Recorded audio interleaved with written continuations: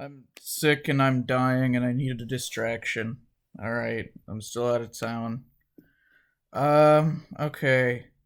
Yeah, so all the chapter threes in the DR games get a bad rap. Even the one in the shooty children robot game. You'd think that a chapter that features the most character deaths would, theoretically be a slam dunk for dramatic opportunity, but yeah, most people do not like any of these at all. The biggest, most obvious issue is that the things that chapter threes are always trying to do, people just don't like. The point of a chapter 3 is that the killer is totally unrelatable, and no one can possibly understand or empathize with their motive. People don't like that and always see them as bad motives. But, they are that way intentionally. They're always just really weird, tonally dissonant chapters that are, in the middle of the game, so we're not ramping up towards the end, but we've already established the important parts, so they're usually pretty, out there. They're just having fun with it at that point. So, with the bizarre mechanics and stuff, so people don't like that either, because people always, judge things based on trying to keep everything the same. I find that's why, every single DR game is an evolution going in a new direction from the previous one, and then that bothers people who are, trying to judge them as if they are the same and are trying to be the same thing and achieve the same things. But anyways, yeah, people don't like that. Chapter 3 always has, some weird high concept stuff and messy murder plans, and they'll have drastic shifts in character behavior. That's a big element of chapter 3's. And, the whole chapter and the trial. Now, I'm not a fan of Trial 3 in the first game, but I do appreciate some aspect, the narrative values of Chapter 3 in DR2 and V3. The chapters are, by design, really atypical. There's some bafflingly stupid personality disease spread by invisible insects in a movie that is apparently so terrible that Hajime paid $2.5 million not to see it. Chapter 3 is often just what if we make this so fucking strange that it doesn't even make sense for someone to have drafted a murder mystery story like this? And let's see what value comes out of that. Now, I appreciate that angle the most in V3. I love the Necronomicon motive. I love that it's this lingering, malicious feeling thing that nobody fucking knows anything about, but everyone is vaguely afraid of or enticed by. I love how much of the conflict is created out of the group just because they know absolutely nothing, but just feel like they should do something or should not do something with zero evidence. Using it might be dangerous somehow. I love how the game has a strong evidentiary implication that they actually could have revived someone if they had used it. I love how this mysterious unknown thing relates to the overarching themes about lies and storycraft and whatnot. I also feel at least as far as I've analyzed, that V3's Chapter 3 is the most thematically sound. It's all about Kotodama. Now, Kotodama was always part of the series from the original back in DR1. The idea of truth bullets in the trials and such, and this conceptualization of words as actions or as forces is a Shintoism belief. Shinguji explicitly talks about Kotodama in one of the bonus events in Chapter 2. Chapter 3 is kind of poignant because it takes this core element of the entire Danganronpa series and dedicates a whole chapter to these ideas and how they relate to this game. Kotodama is about the power of words, names, ideas, and it's closely linked to ancient Japanese beliefs on souls of the dead and how the names of the dead have powerful force in the waking world. Kotodama is about shaping the world, the power of... the way Shinguji talks about it in Chapter 2 is they're all doing the fucking gambling slot machines and stuff, and he's talking about the significance that comes from people's belief in the concept of luck. and the idea of charms and how that will affect their subconscious and their behavior and things like that will shape into this real world perception of luck. So yeah, the power of words, of a name, of ideas, is that it can shape your entire reality. Ideas are strong enough to create your perception of the world you live in, and perhaps something even further beyond that. These concepts are prominent throughout Chapter 3. Kaito is heavily affected by words like ghost or curse, or this concept of souls of the dead. The discussion of souls of the dead and Shinguji's motive are all linked to Kotodama religious beliefs. There's an ideological clash that occurs in this chapter between people that want to control their reality through ideas and through this use of Kotodama, and the characters that find the world unknowable and mysterious and uninfluenceable, Like,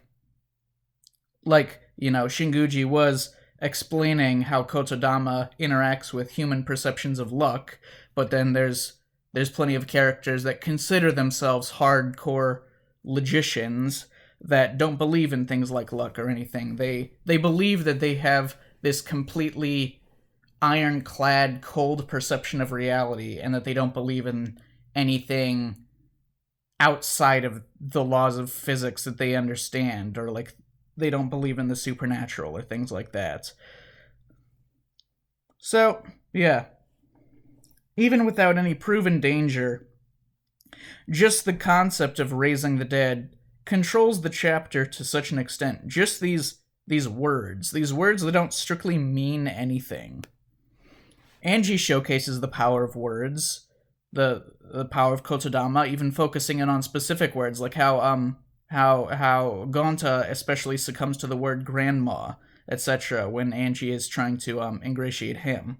Kotodama says words and names and ideas have this tremendous power, enough to alter the physical world, enough to change reality, because souls of the dead can influence the real world in Shintoism. Also, in the prior chapter, Kirumi's attitude changed drastically when she got the flashback light that was attached to her motive video.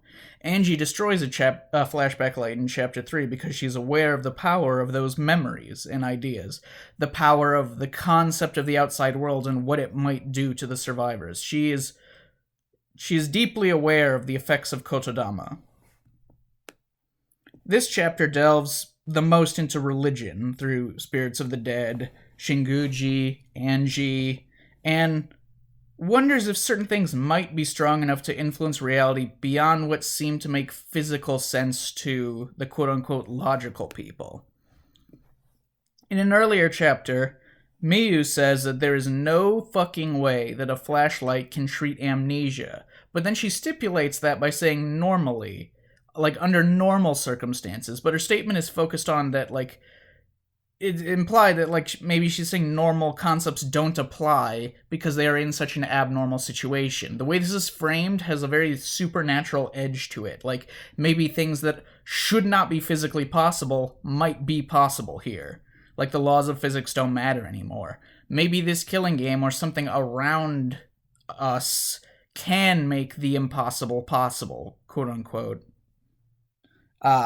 We've already seen plenty of things that should not be possible, realistically, under any circumstances, So Angie tries to control everyone's ideas and perceptions of the killing game to control reality through this Kotodama, and many of the characters subscribe to this belief in her god. Furthermore, a common misconception of this trial is that Shinguji has a split personality. He doesn't. It's not like a Toko thing.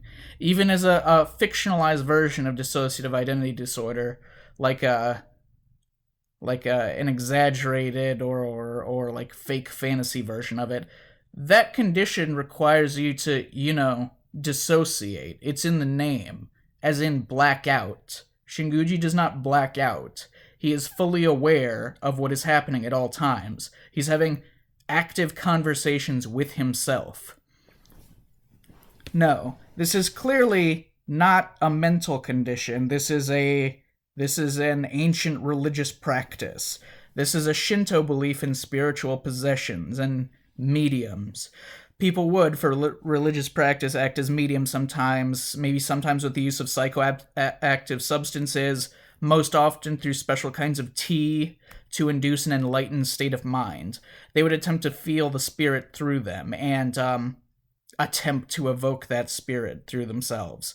Momonoke is the word for a spirit that affects the world through Kotodama, usually the spirit of a close loved one to whoever is being acting as the medium, like Shinguji's sister would be his Momonoke. Now, is Shinguji experiencing a truly supernatural religious event, or is he only trying it? Is he only just trying to as like a practitioner of this religion? Did he ever believe that the ritual could summon the dead that he was fucking whining about the entire chapter? Or did he think it was bogus the entire time and he just thought it was convenient? In any case, Shinguji's message about how you have to accept death no matter how extreme your worldview or beliefs become for you to justify the concept of death, this idea that anything, no matter how insane it sounds, like his philosophy, is a justifiable worldview because of the magnitude of death and the unknowability of death, is an opinion that he has on Kotodama, that the power of ideas changed his reality. That for him, Kotodama makes his reality, as he accepts it, his own truth, his own world. Obviously, these ideas clash with our rigid understanding of truth and lies. As the game is themed around, if reality can be changed through the power of Kotodama, can something actually be an ironclad truth? How much of this supernatural stuff was real or might have been possible had the characters taken other actions? And this is extra layered on top of the fact that we know this is fictional. It's a TV show, so unrealistic circumstances are being created and written for them to live in, as fiction is inherently unrealistic. This Kotodama is also deeply tied into every other theme in V3, as most of the V3 themes are. If words and ideas can have such power over you, like Shinguji explains in the bonus event and whatever, it also speaks to the whole TV show itself. They're all people with totally fake memories, fake talents, etc. As I talked about in my Samugi video, it's unclear if there even is such a thing as ultimate talents in this universe. But they believe it.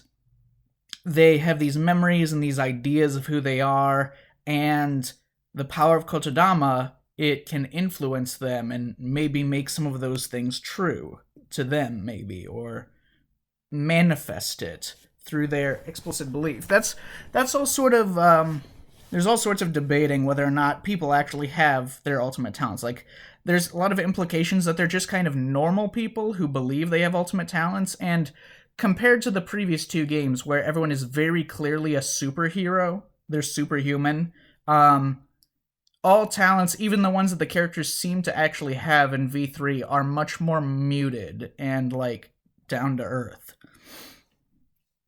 So, yeah, you know, maybe they have some knowledge, some skills in whatever field they're supposed to be good at, but they're not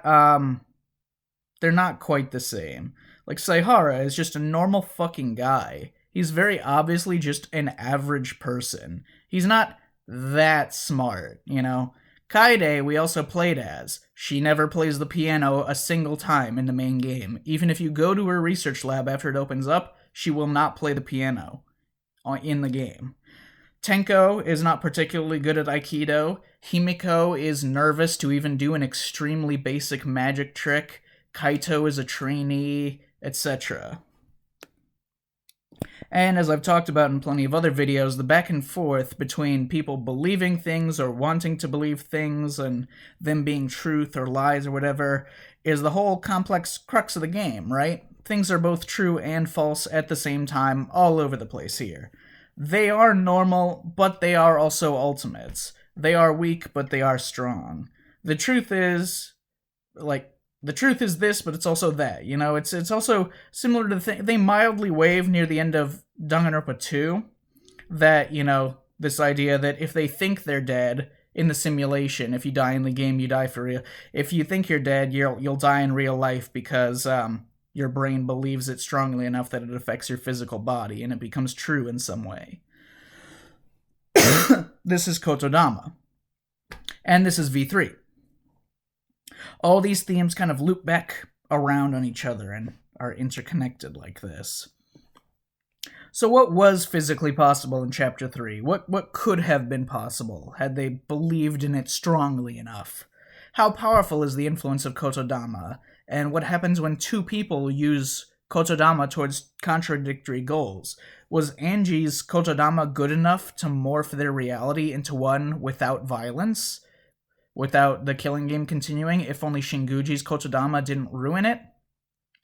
Or is all this on some level just a convenient delusion, and that cold hard reality is that there was no Kotodama, no divine intervention, and just one person just killed another person, and that's it.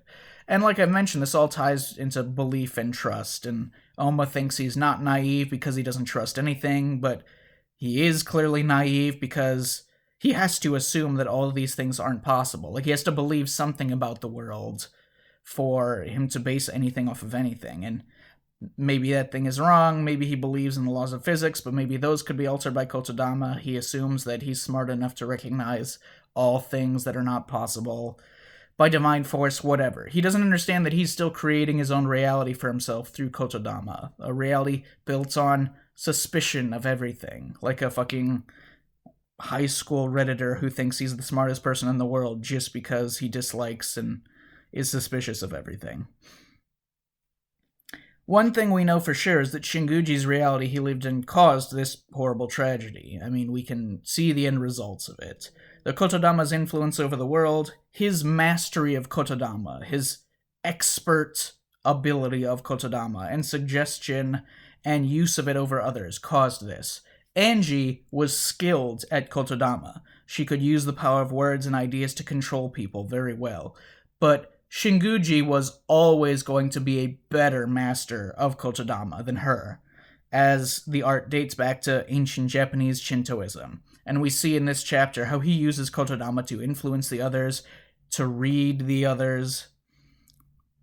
It's the crossing of, logic and emotion. The rational, cold, realistic logic that he has to employ in order to understand people as well as he does and, be smart in his field, but the illogic of himself to believe everything that he believes in, and that internal contradiction and battle. So we also seem to get solid divine evidence that this chapter's Kotodama was logically false. Like, his sister's spirit clearly wasn't inhabiting him. Angie's god did not protect them. His belief seems to be false. Maybe Angie's too, but does that make them lies? Was it real within his eyes? Like, literally physically real within his lived reality? Did the power of Kotodama change over time because people stopped believing in things? It went from true to false once everyone kind of accepted and believed that it wasn't true? I mean, it seems like they're very critical by the end of Chapter 3 of Angie's religious beliefs, but we have a lot of evidence in the game to suggest that Angie did have divine powers. She mentions a lot of things that, once we've beaten the game and go back to it, we know were absolutely correct. So, yeah. How do we interpret truth in these, cosmological religious questions?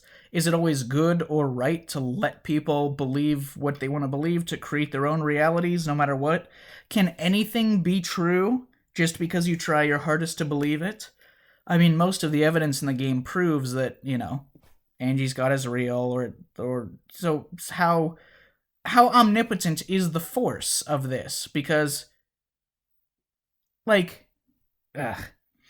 it change from something with real divination power into something with no power at all through Kotodama if the people just stop believing it? What is truth when it comes to things like religion, the supernatural, our own our own limited understanding of our physical reality? Like even if you dismiss, supernatural and think that there's always a scientific explanation for everything, we still don't know even that we still only know a tiny fraction of everything there is to know about the entire universe scientifically. So there's so much within our blind spots of knowledge that would qualify for these things. So what does truth or lies mean when it comes to that? Individual perception and like the unknowable nature of death. The individualism of life and the unknowable nature of what happens to us when we die. The truth is that whatever happened, happened. And in this case, the truth is that Tenko, Anji, and Shinguji are dead, and the rest move on to Chapter 4. Anyways, I'm not gonna get into like Shinguji's character analysis or anything. I just wanted to talk about the chapter themes. But yeah, food for thought. That's about it. See ya.